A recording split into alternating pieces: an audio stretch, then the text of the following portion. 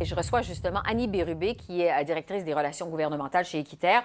Bonsoir, Madame Bérubé. Bonsoir. Je vous demanderai de façon générale, qu'est-ce que vous pensez de ces motions du NPD et des libéraux déposées aux communes? Bien, selon nous, ce sont de bonnes initiatives. C'est important d'avoir un débat public sur cette question-là. C'est important qu'à la veille des prochaines élections fédérales, que les citoyens puissent avoir une opinion éclairée quant au positionnement de chacun des partis politiques sur cette grande question-là.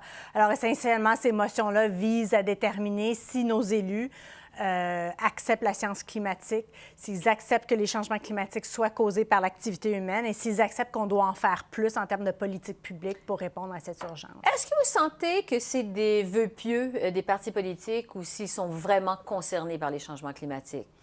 Je crois que les élus ont entendu haut et fort le mouvement citoyen à travers le Canada qui est en marche en ce moment et qui est mené par les jeunes. Donc, on parle, par exemple, des grèves climatiques qui ont lieu à chaque vendredi partout au travers le pays, qu'on parle du mouvement Green New Deal qui commence là, à prendre naissance au Canada.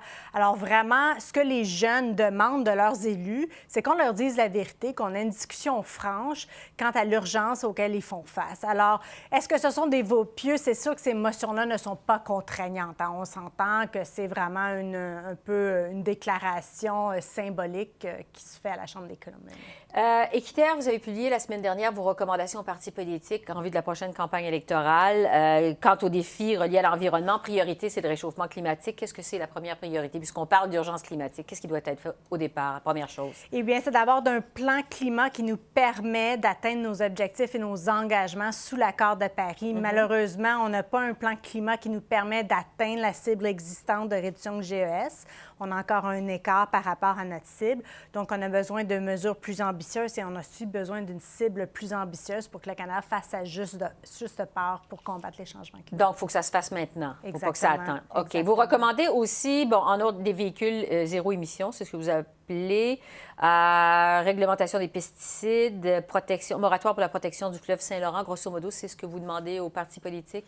Oui, en fait, c'est pas seulement Équiterre, c'est vraiment une coalition de 14 grands organismes environnementaux qui ont vraiment un consensus au niveau des plateformes électorales et ce qu'on doit voir en environnement. Là. Donc, que ce soit la protection de la biodiversité, des espèces en péril, de l'eau, des changements climatiques, des substances toxiques. Là, dans ces recommandations-là, on a vraiment le consensus de ces 14 organisations nationales en environnement. Êtes-vous consulté par les partis politiques quand vienne le temps de leur côté d'élaborer leur plateforme électorale? Oui, absolument. Oui? Oui, nous avons rencontré tous les partis politiques pour les conseiller, leur faire part de nos recommandations pour leur plateforme électorale. Même les conservateurs? Oui.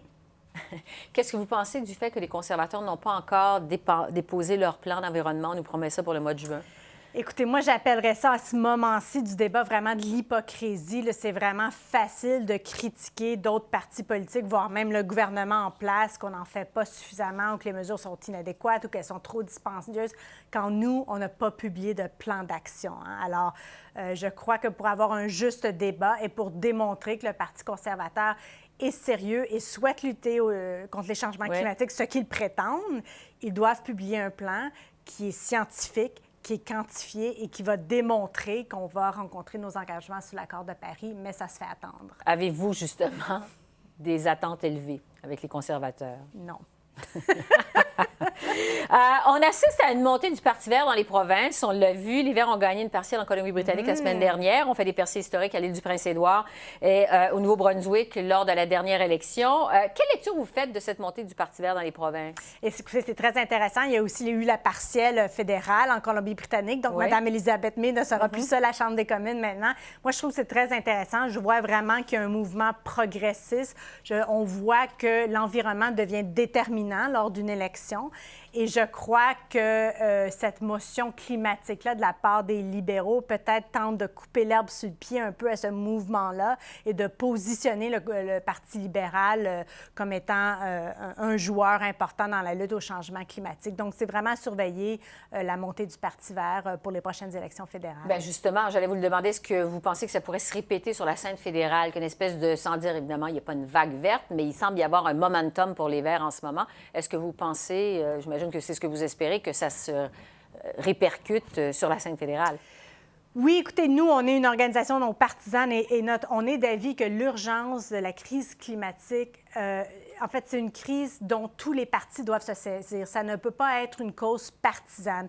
Et il y a d'ailleurs plusieurs députés conservateurs qui se sont positionnés en faveur de la tarification carbone, en faveur de plusieurs mesures climatiques. Donc, ça ne se limite pas à un créneau comme le Parti vert, mais vraiment, la lutte au changement climatique, c'est un enjeu, une question dont tous les partis politiques doivent se saisir et d'avoir un plan crédible à la veille des élections fédérales. C'est un peu ce que fait finalement ici à Ottawa à peu près tous les partis politiques. On présente des motions comme ça d'urgence climatique, on déclare ça au plus vite possible parce qu'il y a, urgence. On est à 5 mois des élections. Avez-vous l'impression que c'est purement électoraliste ou si encore l'environnement va rester au goût du jour après le 21 octobre? Écoutez, il faudra voir comment le débat se déroule pendant la période électorale. Comme vous le savez, malheureusement, il y a un mouvement conservateur avec les nouveaux partis conservateurs dans certaines provinces qui souhaitent que l'enjeu soit la taxe carbone et qu'on limite la cause climatique à un débat restreint sur la taxe carbone. C'est le cas en Ontario, notamment. Exactement, en Alberta également, le Nouveau-Brunswick également. Le Manitoba. Alors, selon nous, c'est très étroit comme débat. On sait que la lutte au changement climatique requiert beaucoup plus de mesures dans tous les secteurs d'activité économique, que c'est une opportunité incroyable de croissance économique et de compétitivité sur les marchés internationaux des technologies propres pour le Canada. Donc, on doit vraiment élargir ce débat-là en période électorale et ne pas permettre aux partis conservateurs de se saisir de la crise climatique par pure partisanerie. Et je crois que c'est vraiment là qu'il va falloir surveiller et vraiment avoir des bons débats approfondis sur tout ce qui doit être fait dans la lutte au changement climatique. Et pensez-vous vraiment qu'on va encore parler d'environnement le 22 octobre? Absolument, oui. Je crois que oui. On le voit dans les sondages grand public maintenant, l'environnement, le troisième enjeu qui préoccupe plus les électeurs en campagne électorale. On croit que ça sera un déterminant au scrutin et qu'il faut ensuite, le lendemain des élections, s'assurer que le parti au pouvoir soit imputable face à ses engagements. Merci beaucoup, Mme Bérubé. Je vous en prie.